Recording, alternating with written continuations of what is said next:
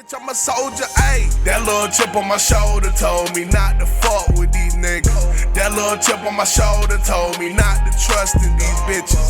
That little chip on my shoulder told me everybody ain't real. That little chip on my shoulder told me fuck it, say how you feel.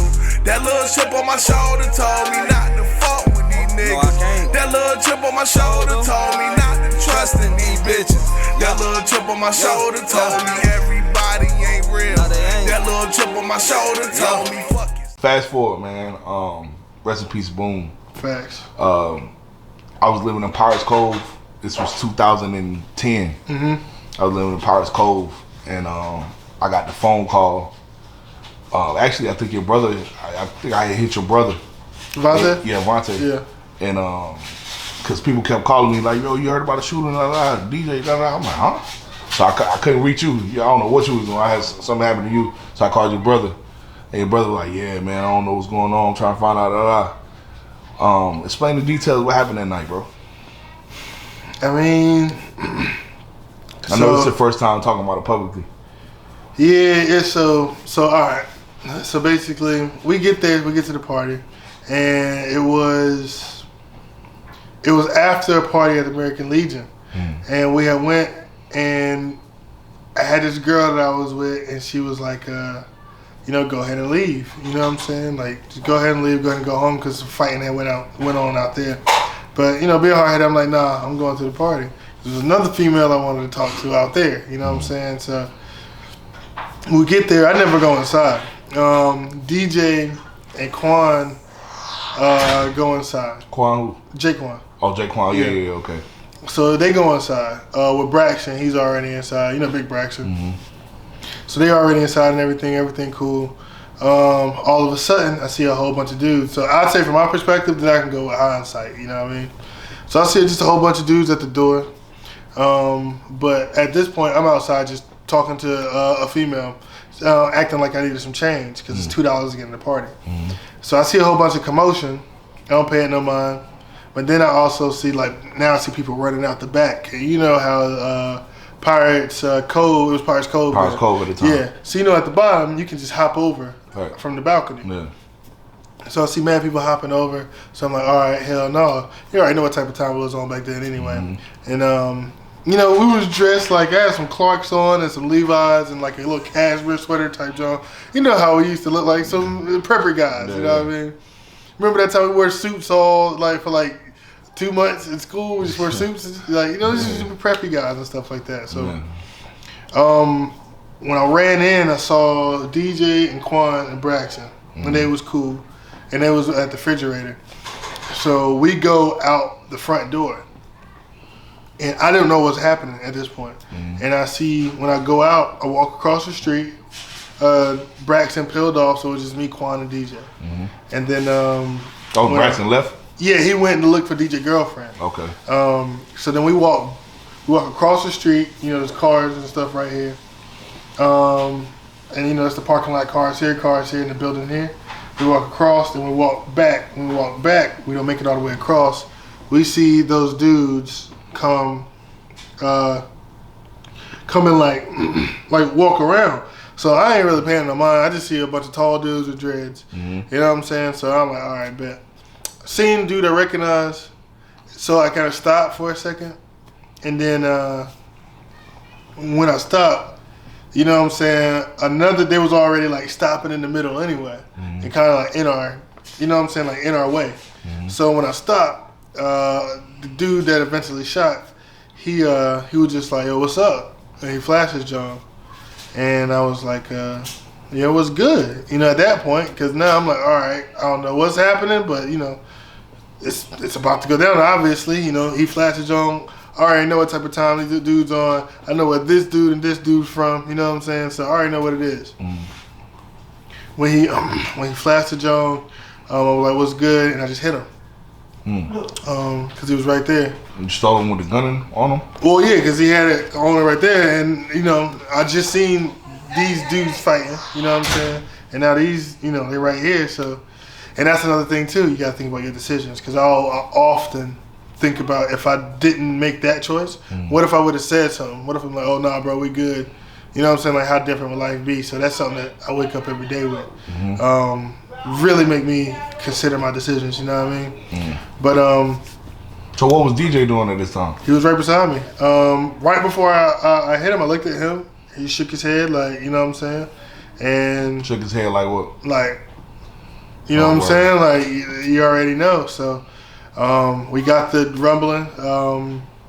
Make the long story short, we got the best of them. I know this from hindsight. One of the dudes told on his people. I ain't never said nothing. Even, like, you know what I'm saying? Like, while in the hospital. Yeah. I couldn't say nothing, you know. I don't really agree with that code now, especially something been done with you. So you got it. You punched the guy. Y'all got it. Everybody got into a tussle. Yeah. The DJ was fighting too. Yeah. So I mean, immediately, you know, it was just a big rumble. We got the best of them, and I mean, they decided to do what they had to do. So, you know, like you said, we used to, you know, you used to get in the fights and stuff all the time. So we wasn't like maybe what we was dressed as, what we looked like. So let me ask you, man. Just listening to your story, do you feel like it was your fault that because so in the we didn't say it yet, but in the situation, DJ got killed in the situation. Yeah. So you got shot too as well. Yeah, I got shot, stabbed, and then they came back and hit me with the car. Damn. Yeah. For real? Mm-hmm. Shot, stabbed, and hit with the car? Yeah, it was a red Durango. And they're trying to kill you. That's it. I ain't laughing. What was it? I ain't know all that was going on, man. Mm-hmm. So do you feel like that was your fault? I used to. You used to? Yeah, I mean. Have you forgiven yourself for it? Yeah, I had to. Or? I had to. It took a long time. This is recently, like very recently, like late last year. Word. I finally kind of let it go. You know. Of course, I know you got to take accountability. You know, I did an action that led to other actions, but all I did was my action, and you can't, you know, tell any man how to react to it. So, but along the line, there was many actions in between, and that man still got to be accountable for his actions too. So, I know that my decisions hold weight, and that's the lesson I take from it. My decisions hold weight. So when I make one, even not making a decision is you got a lot of weight to it. So when I make one, I make sure now it's that I'm fully ready for the consequences, because something can happen in a second. You know what I mean? What was the aftermath effect? Like, how does it hit his parents feel? Like, what was everything that happened after that? Because we can get the side where, you know what I'm saying, guys are locked up for it. You know, you kind of went on a hiatus after that. You know what I'm saying? You was kind of, you know, I remember, you know what I'm saying, you weren't on social media. You was just off everything. You was just chilling somewhere. What was the aftermath, though? What was family like and everything? How was everybody around you? Cause DJ was a prominent dude, bro. Like, he affected a lot of people's lives when he came to Greenville, bro. I mean, personally, for me, a lot of people didn't. I feel like they didn't try to show their pain to me. Like, I felt like we was feeling the same ways. A lot of the people that I was close to, and then a lot of people that I felt like it was like, you know, to me, they almost lost me, and they lost DJ. You know what I'm saying? So I always felt like I had to be extra strong, and I think that always gave the impression where you got to be strong too. So a lot of times emotions won't shared. You know, between me and Maine, I probably shared more emotion with him than anybody, but I didn't really get it. Most people didn't really talk. I ain't gonna say didn't talk to me about it, but they kind of tried to get my mind off of it. This DJ parents, you know,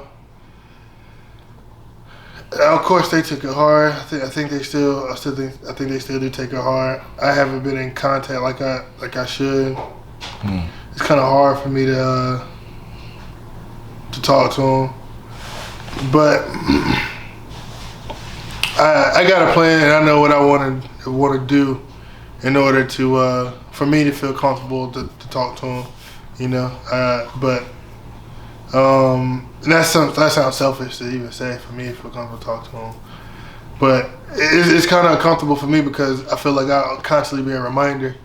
So I feel like I know that I have a goal that I want to do in order to pull up on him and be able to show them like, hey, this is what I did. This is, you know, I feel like DJ sacrificed himself for me. So this is what this sacrifice was for, you know. I got you.